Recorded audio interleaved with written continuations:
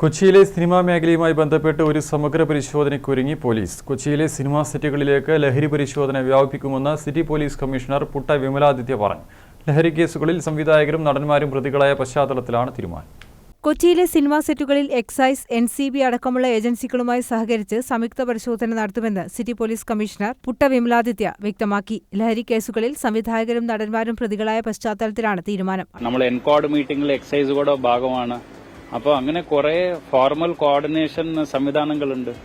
അതിലൂടെ നമ്മൾ ഷെയർ ചെയ്യുന്നുണ്ട് കുറെ ഇൻഫർമേഷൻ.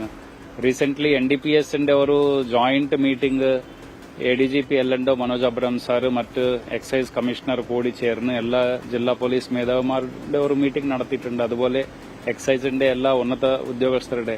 അപ്പൊ അങ്ങനെ കോർഡിനേഷന് വേണ്ടി ഒത്തിരി ആക്ടിവിറ്റീസ് നടക്കുന്നുണ്ട്. അതൊക്കെ ഇംപ്രൂവ് ആയി വരുന്നുണ്ട്. നമ്മൾ പരസ്യമായിട്ട് ഇങ്ങനെ ഉപയോഗിക്കുന്ന സ്ഥലങ്ങൾ, നേരത്തെ ഉപയോഗിച്ചു കൊണ്ടിരിക്കുന്ന സ്ഥലത്ത് നമ്മൾ നല്ല പരിശോധന നടത്തുന്നതുകൊണ്ട് അവിടെ നിന്ന് ആൾക്കാർ ഫ്രീ ആയിട്ട് ഉപയോഗിക്കാത്ത ഒരു സാഹചര്യം ഉണ്ടായിട്ടുണ്ട് ഇപ്പോൾ. അങ്ങനെ അത് ഇനി നമ്മൾ ശക്തമാക്കി ഇംപ്രൂവ് ചെയ്യാം.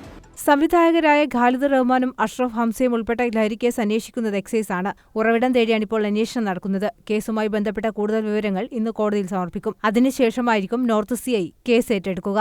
ആദ്യഘട്ടത്തിൽ ചോദ്യം ചെയ്യലിനായി വിളിപ്പിക്കുക ലഹരി പിടിച്ച ഫ്ളാറ്റിന്റെ ഉടമയായ സമീർ താഹിറിനെയായിരിക്കും. ചോദ്യം ചെയ്യലിൽ സമീറിൽ നിന്ന് ലഭിക്കുന്ന വിവരങ്ങൾ തൃപ്തികരമല്ലെങ്കിൽ പ്രതി ചേർക്കാനും സാധ്യതയുണ്ട്. ഷൈൻ ടോം ചാക്കോ പ്രതിയായ ലഹരി കേസിലെ പരിശോധനാ ഫലം പുറത്തുവരാൻ 3 മാസം വരെ താമസം നേരിടും. ഇത് എത്രയും വേഗത്തിൽ ലഭ്യമാക്കാൻ കോടതിയെ സമീപിക്കും. ഷൈൻ ടോം ചാക്കോയുടെ മൊബൈൽ ഫോൺ വിശദമായി പരിശോധിച്ചു വരികയാണെന്നും നിർണായക വിവരങ്ങൾ ലഭിച്ചാൽ വീണ്ടും വിളിപ്പിക്കാനാണ് പോലീസിന്റെ തീരുമാനം. News desk, Kannur vision.